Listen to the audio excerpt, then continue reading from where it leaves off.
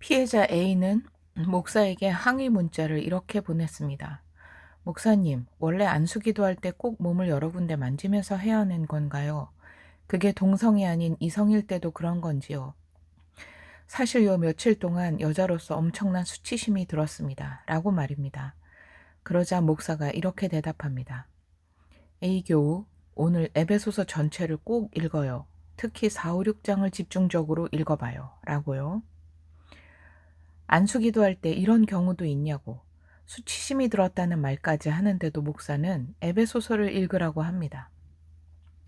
네가 마음이 불편한 건 상관도 없고 네 문제를 네가 알고 있으니 그 정도는 감수해라 라는 걸까요? 그러자 A는 더욱 화가 나서 이렇게 얘기합니다. 저는 목사님의 행동에 도저히 납득할 수가 없고요.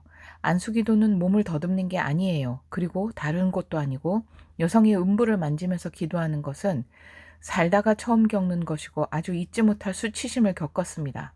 하며 더욱 강력하게 항의를 하자 그제서야 목사는 이런 나를 그렇게 봤다니 하며 억울하다고 얘기합니다. 그리고 절대 그런 의도가 아니었다고 하며 화를 내다가 결국 2시간 뒤 사과한다는 문자를 보냈습니다. 과한 안수기도로 불쾌감을 준 것을 인정하고 전적으로 잘못했고 회개할 것이며 금식하겠다고 하자 A도 다소 누그러져 사과해 준 것을 감사하다고 하며 마무리되는 듯 했습니다. 그러나 그 뒤 A는 목사와 D의 대화를 알게 되었습니다. 목사가 D에게 비밀스러운 상담 내용을 모두 누설한 사실을 말입니다.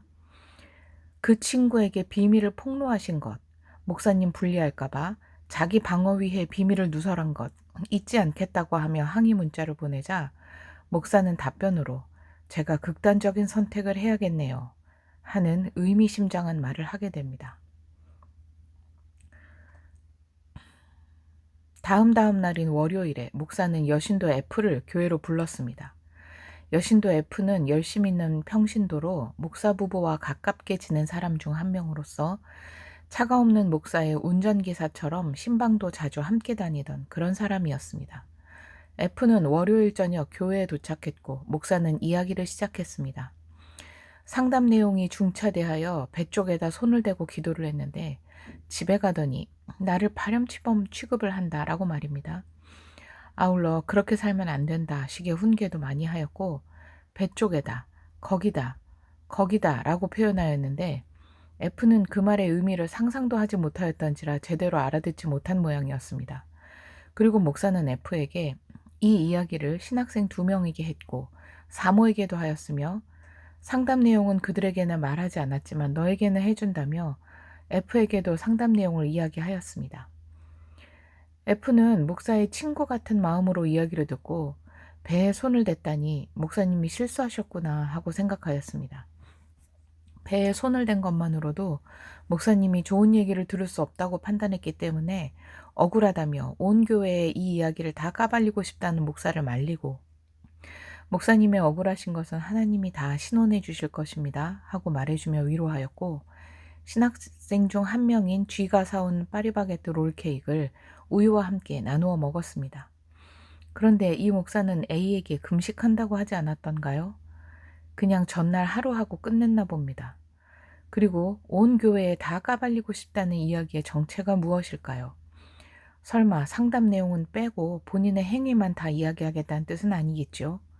그렇다면 상담 내용을 교회에 다 공개하고 A는 어떻게 되라고 본인의 억울함만 풀겠다는 의미입니까?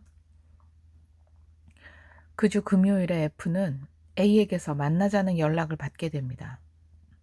F는 목사에게서 이야기를 들었던지라 난감한 마음이 들었습니다. 목사는 A에 대하여, D에 대하여, 또 E에 대하여 F에게 비난의 말들을 했고 그런 목사의 프레임에 맞춰 생각하던 F에게 A의 만나자는 제안은 불필요하게 보이기까지 했습니다. 이미 F에게 A는 본인이 회개하지 못하고 목사에게 화를 내고 과도한 누명을 씌운 사람이었던 것입니다. 이로 인해 누구에게 먼저 얘기를 듣고 판단을 내렸느냐가 중요하다는 것을 F는 깨닫게 되었습니다. 만나지 않겠다고 할까 하는 생각도 들었지만 교우로서 또 친구로서 얘기를 한번 들어볼 필요는 있겠다고 생각하여 금요일 저녁에 만나기로 하였습니다. 고민이 된 F는 신학생 2명에게 전화를 하였습니다. 배에 손을 얹고 하는 안수가 개혁주의 교회에서 성경적으로 용납이 되는 일인지를 질문하였고, 그들의 개인적인 생각은 어떤지를 물어보았지만 G는 잘 모르겠다며 대답을 얼버무렸고, C는 그 얘기를 듣고 매우 힘들었다고 말하며 일단 A를 만나고 와서 통화하자고 하였습니다. 신학생 2명 C와 G는 그날 바로 목사에게 F와 A가 만날 예정이라는 보고를 하였습니다. 이들의 보고는 목사의 특별 지령이기도 하였는데 바로 교인들의 동향을 바로바로 보고하라는 지시를 했고 그들은 그렇게 해왔던 것입니다. 이 행위에 대하여 많은 목사님들이 부교역자들이나 가까운 교인에게 그러한 행위를 종용하는 경우가 많은 것을 알고 있습니다. 그들은 목사의 지령을 하나님의 명령쯤으로 알거나 교회를 위한 행위라 생각하고 미주알 고주알 목사에게 보고하는 짓을 하면서 그게 얼마나 비인격적인 일인지는 생각을 못하는 것 같기도 합니다. 저도 개인적으로 겪은 일인데 어떤 목사님과 사모님의 언행에 의문과 고민이 생겨 전도사님께 상담을 드렸더니 어머 그래요 하고 얼버무리듯 이야기하던 전도사가 바로 목사 부부에게 이야기를 전달하며 F가 교회의 마음이 뜬 것 같아요 라는 본인의 생각을 곁들이면서 더욱 오해와 골은 깊어졌던 경험이 있습니다. 전혀 그런 마음도 아니었고 다만 어떻게 생각해야 좋을지 혼란스러워 질문하고 상담을 요청한 것인데 내 의사와 상관없이 목사 부부에게 상담 내용을 다 누설한 것도 모자라서 자기 생각과 판단까지 곁들여 전달한 그 전도사의 행위는 교회를 진정 위한 것이었을까요? 누군가 나를 믿고 상담을 하면 비밀 유지는 기본 아닙니까? 물론 사안에 따라 밝혀야 될 일도 있지만 그런 일도 아닌 개인의 갈등과 의문을 굳이 내담자가 원하지 않는 사람에게 밝히는 그 맹목적인 순종은 누구를 위한 것일까요?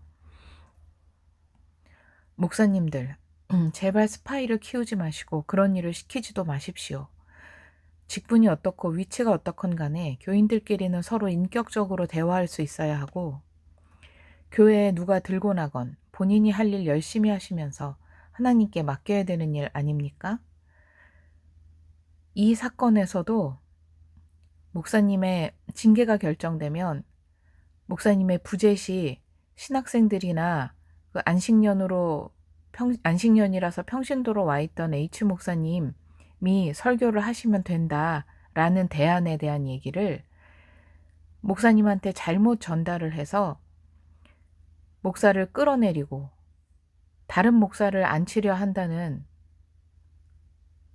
그런 음모론으로 변질돼 버린 것을 발견할 수 있었습니다.